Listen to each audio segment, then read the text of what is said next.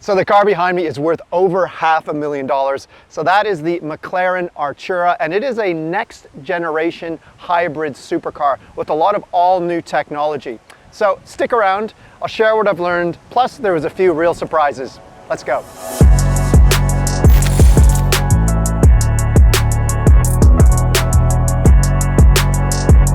Look, first thing you notice about this is the beautiful new sweeping lines and design language. McLaren has done a lot of all new things for this car, and I absolutely love the way it looks. So sleek. Also, you know, I think this is really cool tech, and I'll talk more about this later. New windshield wipers with a special integrated washer jet system. Over on this side, you know, the brakes look fantastic, amazing rims. These are the carbon ceramics. Of course, they will stop like nothing else.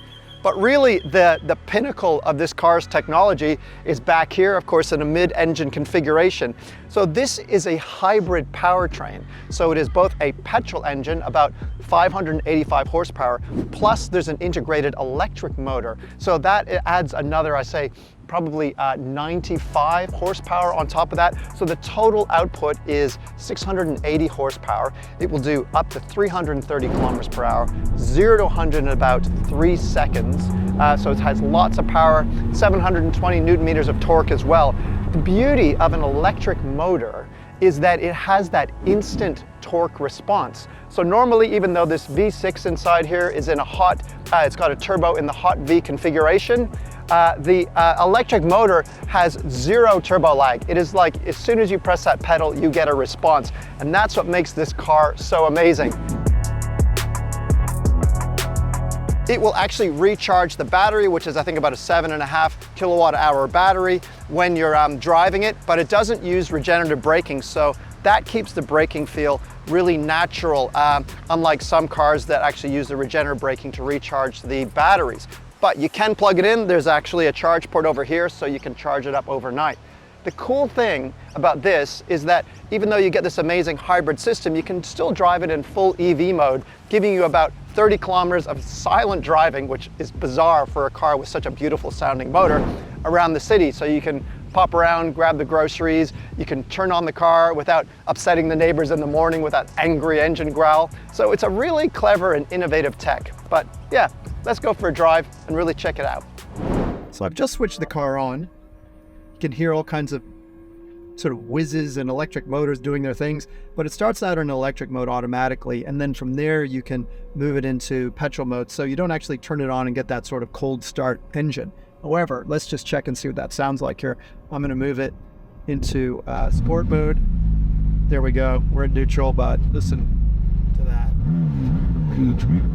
Throttle response is just razor sharp of it.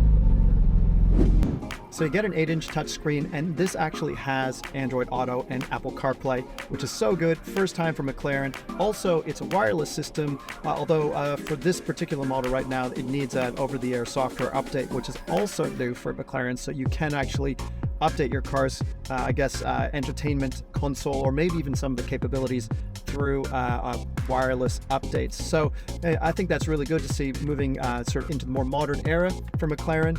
And also this whole system is really quite interesting because all of the cables inside the car, all the electrical cables, are Ethernet cables. So the same sort of ones that you have like with computer networks. And the benefit of that is it saves weight because these are much lighter than having the traditional wiring looms that you have in many other cars. And it's also lightning quick. So something I've really noticed is when I've been using this entertainment system and plugging it into Apple CarPlay, it's very, very responsive, very, very fast. So I think that's a real benefit in terms of both weight savings as well as just bringing this car into the 21st century.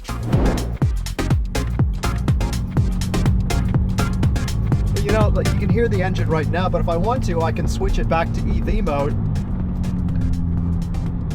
And that's it. The engine just shuts off. You know, I'm still getting some acceleration. I wouldn't say it's crazy, but now I'm driving in full EV mode, so it's just silent.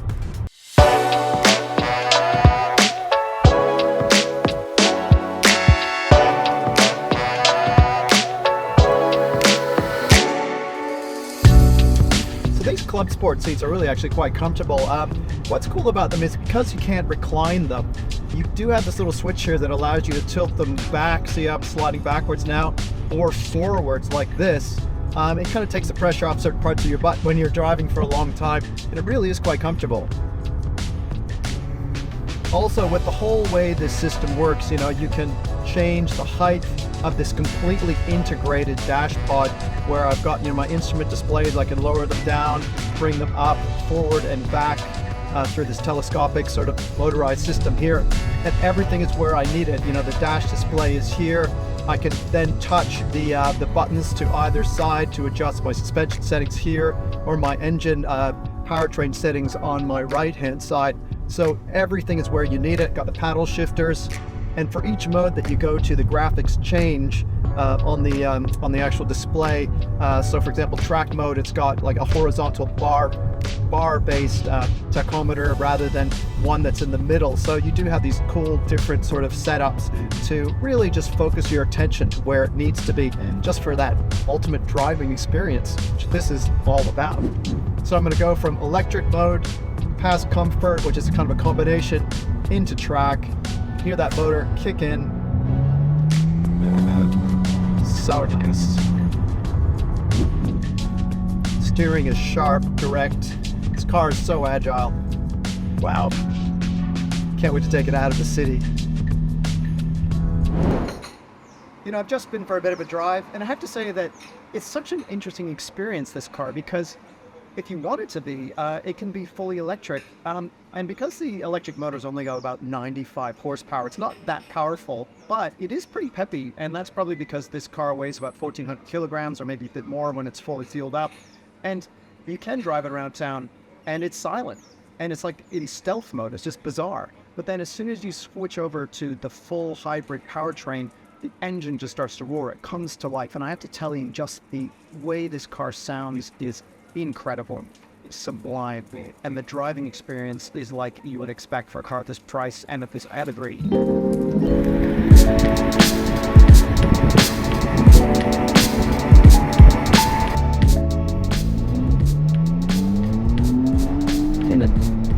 Wow, that sound. That's what it's all about.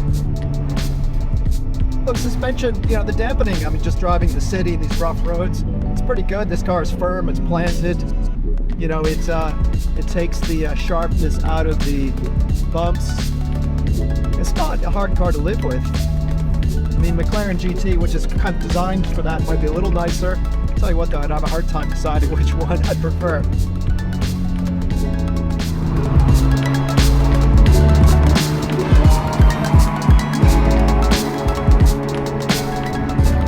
Planted around the bends here. Even in the slippery weather, you still feel confident. You're getting great feedback through the steering wheel. The brakes are just as natural and authentic as you want them to be, because they are not regenerative braking, meaning that there's no sort of dulling to the feel. And you get that beautiful, this one anyway, the beautiful bite in from the carbon ceramics. You really just feel like you can do anything in this car.